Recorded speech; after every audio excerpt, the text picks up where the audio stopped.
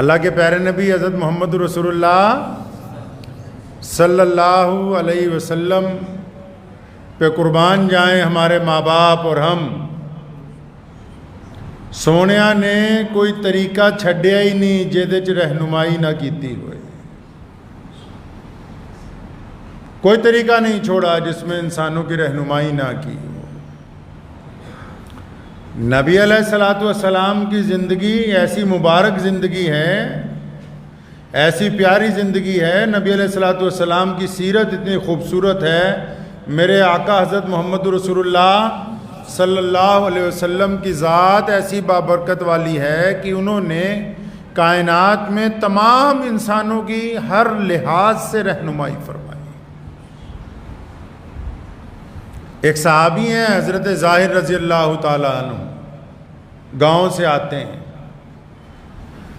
اور نبی علیہ السلام کو بڑا ہنساتے ہیں. وہ صحابہ کرام رضی اللہ تعالیٰ عنہ فرماتے ہیں کہ امت کے غم میں نبی علیہ الصلوۃ والسلام جن دنوں میں زیادہ اداس ہوتے تھے نا، ہم خواہش کرتے تھے کہ اللہ تعالیٰ اسے بھیج دیں.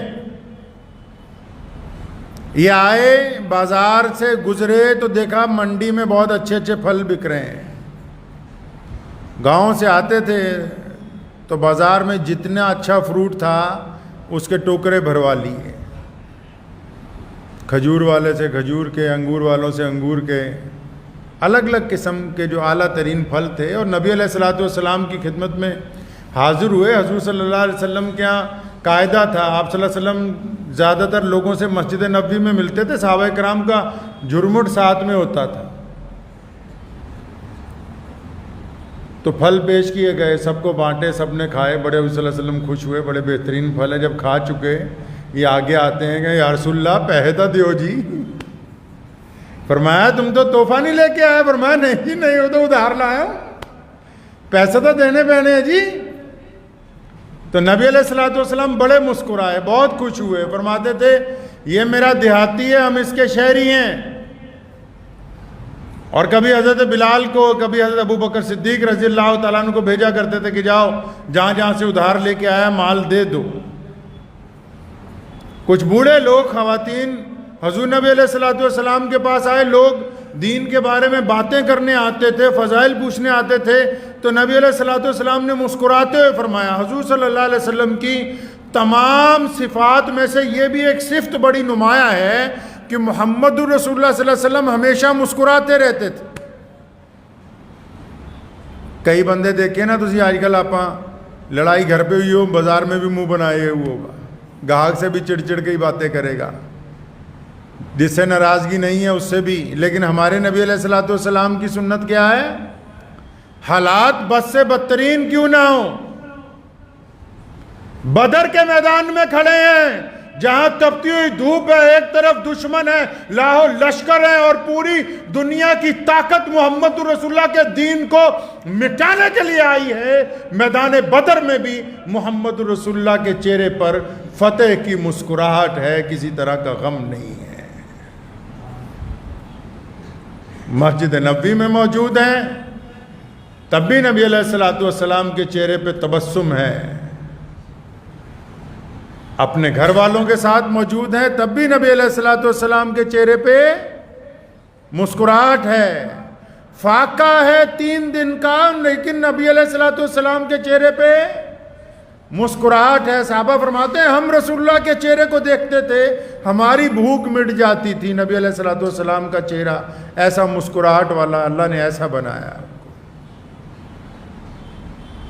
تو بوڑھے بوڑھیوں کو کہا ایک دن مسکراتے ہوئے، فرمایا بات تو ٹھیک ہے جو تم پوچھتے ہو دین کے بارے میں، لیکن کوئی بڈھا بڈھی جنت میں نہیں جائے گا.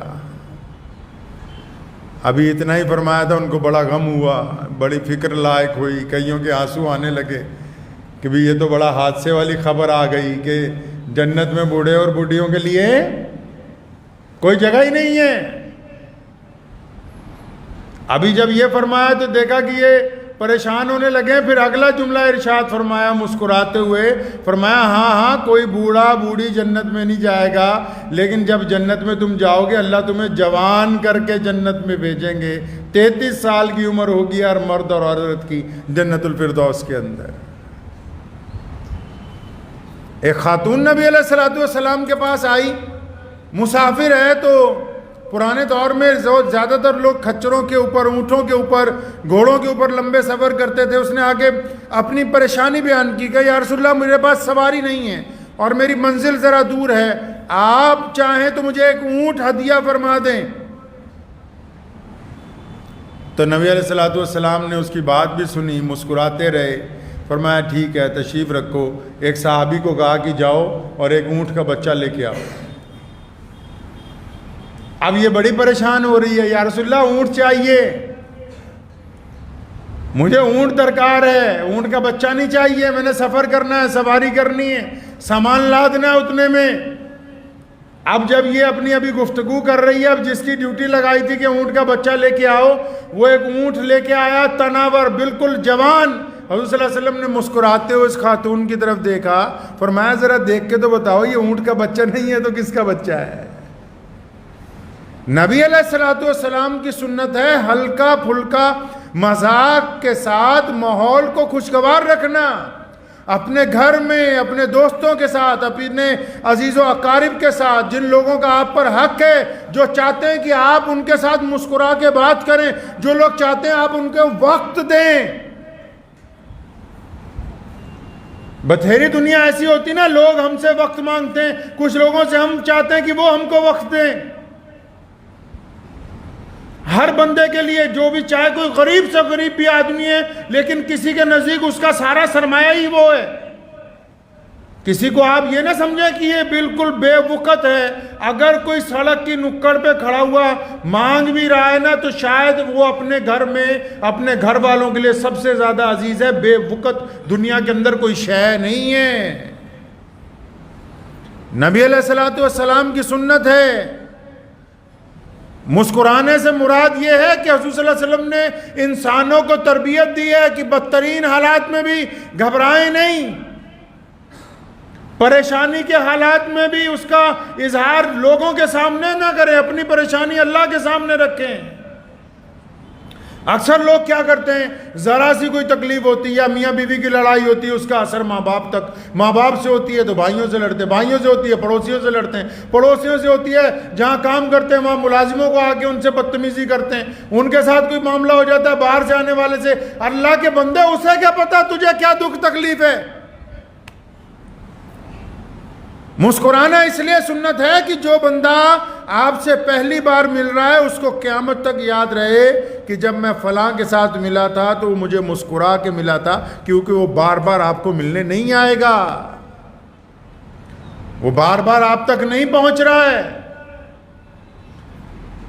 راہگیر رستے میں گزرتے ہوئے اگر 1 منٹ کے لیے کسی سے نظر مل گئی، تکرار ہو گئی، گفتگو ہو گئی، اور وہ گفتگو اگر مسکراہٹ پر، وہ گفتگو اگر معافی پر، وہ گفتگو اگر پیار کے اوپر ختم ہوئی تو وہ قصہ ساری زندگی یاد رہے گا۔ لوگ اچھے واقعات کو دہراتے ہیں، اچھی چیزوں کو لوگ دہراتے ہیں، بری چیزوں کو بھول جاتے ہیں۔ حضرات صحابہ اکرام رضی اللہ تعالی اجمعین نے محمد رسول اللہ صلی اللہ علیہ وسلم کی تمام سنتوں کو عملی جامہ پہنایا اپنی زندگی کے اندر، رنجشوں کو ختم کیا، محبتوں کو عام کیا ہے۔ ایک مشہور واقعہ ہے، وہ آپ کو سناتا ہوں مختصر سا۔ حضرت عیسیٰ علیہ السلام اللہ کے نبی ہیں، گزر رہے تھے تو ان کا ایک مخالف، ایک دشمن جو ہے، اس نے بڑی بری باتیں کہیں، غلط باتیں کہیں۔ تو جب اس نے کچھ بری بات کہی تو انہوں نے اس کے جواب میں اس کو دعائیں دیں، دعا دے رہے ہیں، اللہ تیرا بھلا کر دے، اللہ تجھے صحت عطا فرمائے۔ تو ساتھ میں جو خادم تھے انہوں نے کہا حضرت یہ بندہ آپ کی مخالفت کر رہا ہے، آپ اس کو دعائیں دے رہے ہیں۔ فرمایا ہاں یہی تو بات ہے، جو اس کے اندر ہے وہ یہ باہر نکال رہا ہے، جو میرے اندر ہے میں وہ باہر نکال رہا ہوں۔ چائے کا کپ اگر آپ لیں گے، اگر وہ چھلک جائے گا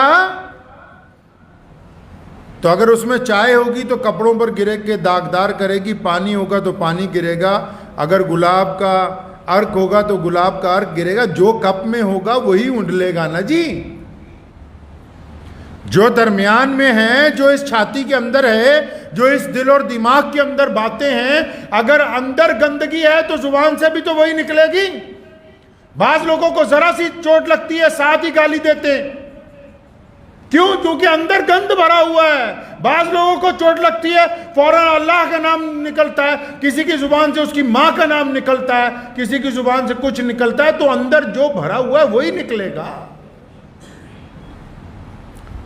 چہرے پہ بھی یہی آثار ہیں۔ چہرہ جو ہے وہ انسان کی بیماریوں سے تعلق نہیں رکھتا، اس کے دل کے ساتھ تعلق رکھتا ہے۔ بعض لوگوں سے آپ گفتگو کریں گے، ان سے ملیں گے، وہ ہمیشہ آپ کو ہنستے ہی مسکراتے ہوئے ملیں گے۔ ہمارے ایک یہاں عزیز تھے نیاز بھائی بیکری والے، اللہ تعالیٰ انہیں جنت الفردوس میں اعلیٰ مقام عطا فرمائے۔ میں نے بچپن سے اپنے ابو جان کے دور سے، ابھی ان کا انتقال ہوا 3-4 سال پہلے، جب بھی ملاقات ہونی، یہی نہیں ہم سے، جس سے بھی مل رہے ہیں پورے علاقے کو پتا بھی نیاز بھائی سے ملاقات ہوگی تو مسکراتے ہوئے ہی ملیں گے، ہنستے ہوئے ہی ملیں گے۔ مسکرانا ایسی سنت ہے کہ اللہ نے اس میں عزت رکھی، اللہ نے اس میں برکت رکھی، اللہ نے اس میں دل کی تازگی رکھی ہے، اللہ نے اس میں آنکھوں کا سکون رکھا ہے، اللہ نے اس میں روح کی تازگی رکھی۔ اب ایک بندہ چڑیا ہی رہے 24 گھنٹے بھی بس لوکاں نوں گالاں ہی کڈنی ہے، تو وہ دعائیں نہیں لے سکتا، وہ دعائیں نہیں لے سکتا۔ جو بندہ 24 گھنٹے دوسرے کی برائی کرتا رہے، لوگوں کو گالی دیتا رہے، وہ دعائیں نہیں لے سکتا ہے۔ یہ کیمیائی نسخہ ہے۔ آج اتنی میں بہت سارے موضوع میرے پاس ہیں، ملک کے حالات کے اوپر بھی میں گفتگو ابھی کر سکتا ہوں، ملک کے مسلمانوں کے متعلق بھی ہم گفتگو کر سکتے ہیں، پچھلے ایک ہفتے میں جو دن گزرا وہ بھی، لیکن وہ ساری باتیں الگ الگ دنوں میں پریس کانفرنسوں میں ہوتی رہتی۔ لیکن اس کے ساتھ ساتھ اس بات کو یاد رکھنا کہ ہم ایسے نبی علیہ السلام کی امت سے تعلق رکھتے ہیں جنہوں نے مشکل میں ہنسنا سکھایا، جنہوں نے پریشانی کے دوران ہمیں مسکرانا سکھایا، جن کی سنت ہے کہ اپنا دکھ درد اللہ سے بیان کرو، لوگوں سے مسکراتے ہوئے ملو۔ اب جب دو ایمان والے بندے ایک دوسرے سے مسکرا کے ملتے ہیں، مصافحہ کرتے ہیں، تو حدیث پاک میں آتا ہے کہ گناہ ایسے جھڑ جاتے ہیں جیسے سوکھے پتے پیڑ سے نیچے گرتے ہیں، ایسے گناہ جھڑ جاتے ہیں۔ تو اس سنت کو اپنی زندگی کا عمل بنا لیں۔ اگر چہرے پہ مسکراہٹ نہیں آتی تو جس طرح کئی کام دھکے سے کرنے کی عادت ڈالتے ہیں، اس کی عادت ڈالیں مسکرانے کی۔ اللہ اس سے شفا عطا فرمائے گا۔ یہ عبادت ہے، یہ بھی جس طرح نماز عبادت ہے، روزہ عبادت ہے، حج عبادت ہے، یہ بھی عبادت ہے۔ اسلام نے کہا روتوں کو ہنسانا عبادت ہے۔ ہم روئی تو رہے تھے، محمد رسول اللہ نے ہمیں آسرا دیا ہے اور ہمیں مسکرانے کے راستے پہ لگایا ہے۔